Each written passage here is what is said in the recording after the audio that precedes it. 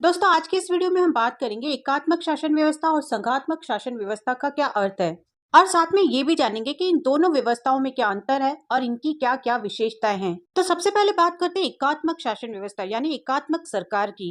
तो देखो, सत्ता का जो प्रयोग है वो एक जगह से हो रहा है या फिर बहुत सारी जगहों से। इसी आधार पर आजकल दो प्रकार की शासन व्यवस्था पाई जाती है। पहली है एकात्मक और दूसरी है संघात्मक।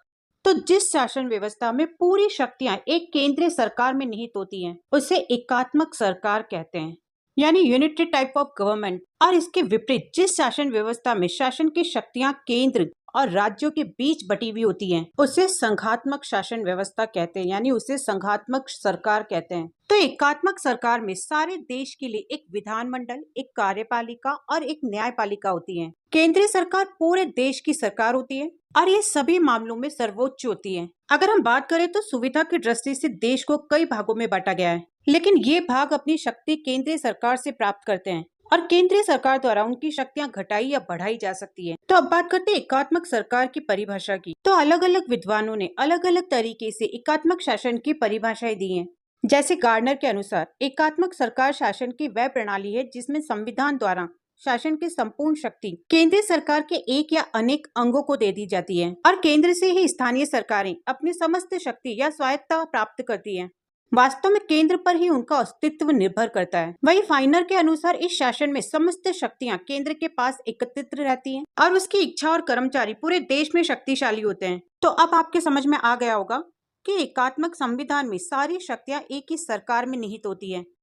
तो चलिए पहले बात कर लेते हैं एकात्मक सरकार की विशेषताओं के बारे में। तो देखो, एकात्मक राज्य में एक ही सरकार और एक ही राज्य होता है जिसकी संपूर्ण शासन शक्तियां एक केंद्रीय सरकार में निहित होती है। दूसरा, केंद्रीय सरकार और स्थानीय सरकारों के बीच शक्तियों का वैधानिक विभाजन या वितरण नहीं होता। तीसरी विशेषता, प्रशासनिक सुविधाओं की दृष्टि से एकात्मक राज्य कई इकाइयों में बटे रहते हैं जिन्हें प्रांत, जिला या कम्यून के नाम से जाना जाता है। चौथी विशेषता है, एकात्मक राज्य में स्थानीय अधिकारी केंद्रीय शासन के अंग होते हैं और वो केंद्रीय शासन के एजेंट के रूप में कार्य करते हैं। पांचवी विशेषता, एकात्मक व्यवस्था में नागरिकों के लिए सत्ता और राज्य भक्ति का एकमात्र स्रोत केंद्रीय सरकार से ही होती है।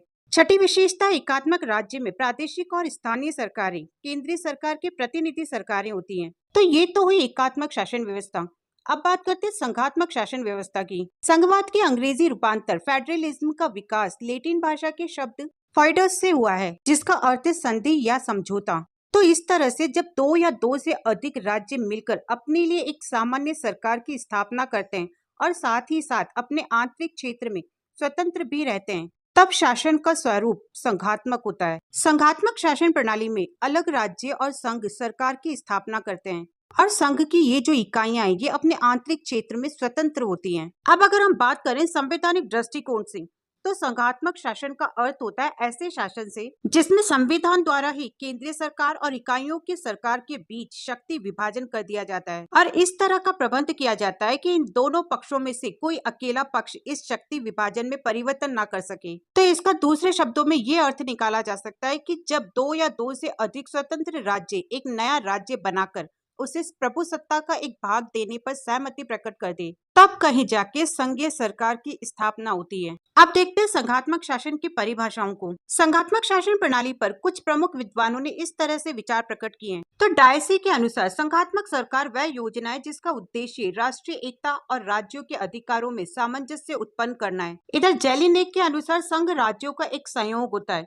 जिससे इस संयोग के परिणाम स्वरूप विधायक राज्यों से उच्चतर एक प्रभुत्व संपन्न सत्ता की प्रतिष्ठा हो जाती है, लेकिन इस सत्ता में उन राज्यों का भी भाग होता है। फ्रीमैन फाइनर के अनुसार संघ शासन में व्यक्तियों का एक भाग तो स्थानीय शासनों में है और दूसरा केंद्रीय शासन में निहित होता है। शक्तियों का यह विभाजन स्थानीय क्षेत्रों में संगठित करके जानबूझकर किया जाता है। तो चलिए अब बात करते हैं संघात्मक शासन की विशेषताओं या गुणों के बारे में।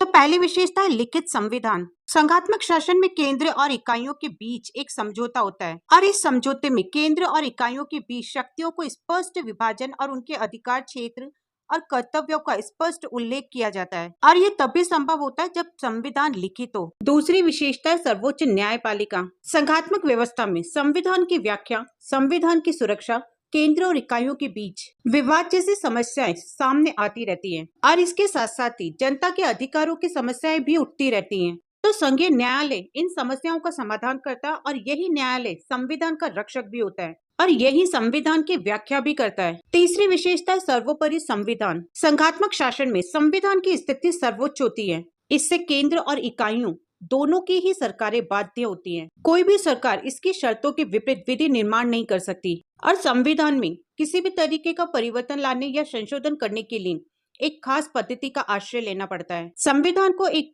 पवित्र लेख माना जाता है। चौथी विशेषता दोहरी शासन व्यवस्था। संघात्मक शासन में दोहरी शासन व्यवस्था होती है। इसमें एक और संघ या केंद्र की सरकार होती है तो दूसरी ओर इकाई राज्यों की सरकार होती है। पांचवी विशेषता है शक्तियों का विभाजन। संघात्मक सरकार में केंद्र और राज्यों की सरकारों के बीच शक्तियों का विभाजन किया गया है और इन शक्तियों के विभाजन के मुख्य 3 रूप होते हैं: केंद्रीय सूची, राज्य सूची और समवर्ती सूची। केंद्रीय सूची में संविधान में केंद्रीय सरकार की शक्तियों की एक सूची बना दी जाती है और बची हुई शक्तियां राज्यों को प्रदान कर दी जाती है, जैसे अमेरिका, ऑस्ट्रेलिया या स्विट्जरलैंड। राज्य सूची में राज्यों की शक्तियों का निर्धारण कर लेखबद्ध कर दिया जाता है और बाकी की शक्तियां केंद्र को प्रदान कर दी जाती हैं, जैसे कनाडा। और समवर्ती सूची में केंद्र और राज्यों की शक्ति का अलग अलग निर्धारण कर दिया जाता है। अवशिष्ट अधिकार केंद्र को प्रदान कर दिए जाते हैं, जैसे भारत। छठी विशेषता स्थानीय स्वराज को प्रोत्साहन। संघात्मक शासन प्रणाली में स्थानीय संस्थाओं के विकास पर बहुत ज्यादा जोर दिया जाता है। इसमें स्थानीय समस्याओं का समाधान उत्तरदायित्व स्थानीय संस्थाओं और समितियों पर छोड़ दिया जाता है। ऐसी स्थिति में जनता को राजनीतिक शिक्षा मिलती है और स्थानीय स्वराज की संस्थाओं, नगरपालिकाओं, जिला परिषद, क्षेत्रीय समितियों का विकास होता है। सातवीं विशेषता है राष्ट्रीय एकता में दृढ़ता। इस प्रणाली में राष्ट्रीय भावनाओं की दृढ़ता पाई जाती है क्योंकि बहुत सारे राज्य आपस में मिलकर एक संघ का निर्माण करते हैं। आठवीं विशेषता शक्ति के पृथक्करण का सिद्धांत। संघ सरकार और राज्य सरकार में शक्ति बांटने के कारण उनके बीच संघर्ष की संभावनाएं कम हो जाती हैं। नवीं विशेषता आर्थिक दृष्टि से हितकर शासन। संघात्मक शासन प्रणाली में 2 या 2 से अधिक राज्य मिलकर शासन का काम करते हैं और इस तरह की मिलीजुली सरकार में व्यय कम होता है, जिससे राष्ट्रीय विकास की बहुत सारी योजनाओं को सफलतापूर्वक कार्यान्वित किया जा सकता है और अंतर्राष्ट्रीय क्षेत्र में भी अलग अलग राज्यों को विदेशों में अपने कार्यालय नहीं खोलने पड़ते। 10वीं विशेषता प्रशासकीय कुशलता। संघात्मक शासन प्रणाली में शक्तियों का जो विभाजन है वो पूरी तरह से होता है। सरकार का हर अंग अपने अपने काम को सही तरीके से संपन्न करने की कोशिश करता है। इसमें सभी को अपने अपने अधिकारों का ज्ञान होता है और यही वजह है कि प्रशासन में कुशलता रहती है। 11वीं विशेषता है विश्व बंधुत्व की भावना पर बल। संघात्मक शासन में सभी इकाइयां आपस में मिलकर काम करती हैं। ये इकाइयां आंतरिक क्षेत्र में स्वतंत्र रहती है, लेकिन अंतर्राष्ट्रीय संबंधों में संघ सरकार ही प्रभुत्वपूर्ण रहती है। इस प्रकार के शासन में विश्व के सभी राष्ट्रों से राज्य का संबंध स्थापित होता है। इसलिए विश्व बंधुत्व की भावना इस शासन प्रणाली की एक खास विशेषता है। 12वीं विशेषता है अंतर्राष्ट्रीय क्षेत्र में उन्नति। संघात्मक शासन प्रणाली में इकाई राज्यों को आंतरिक क्षेत्र में पूरी तरह से स्वतंत्रता रहती है, लेकिन अंतर्राष्ट्रीय क्षेत्र में संघ सरकार का ही उत्तरदायित्व होता है। इसलिए संघ सरकार के पास केवल अंतर्राष्ट्रीय मामलों का ही समाधान करने का काम होता है और यही वजह कि अंतर्राष्ट्रीय क्षेत्र में संघात्मक शासन को ही सफलता मिलती है। 13वीं विशेषता है निरंकुशता का अभाव। संघात्मक शासन प्रणाली का संविधान लिखित और दुष्प परिवर्तनशील होता है, जिसकी वजह से जनता और सरकार दोनों के ही अधिकारों का वर्णन होता है। केंद्रीय सरकार और राज्य की सरकारें संविधान से ही शक्तियां प्राप्त करती है, इसलिए शासक की निरंकुशता का कोई भी प्रश्न नहीं उठता। 14वीं विशेषता है विशाल देशों के लिए उपयुक्त। संघात्मक शासन प्रणाली विशाल देशों के लिए एक उपयुक्त शासन प्रणाली है, क्योंकि राज्य की सरकारें आंतरिक क्षेत्रों में पूरी तरह से स्वतंत्र होने के कारण विशाल देशों का आंतरिक प्रशासन सुचारू रूप से संचालित करती है। विशाल देशों में ही केंद्रीय सरकार के लिए संपूर्ण उत्तरदायित्व संभालना असंभव प्राय रहता है। और यहाँ पर एकात्मक और संघात्मक शासन प्रणालियों के अंतर से ये स्पष्ट होता है कि इन दोनों में संघात्मक शासन प्रणाली उत्तम है, क्योंकि इस शासन प्रणाली में स्थानीय स्वशासन और राष्ट्रीय एकता संभव है।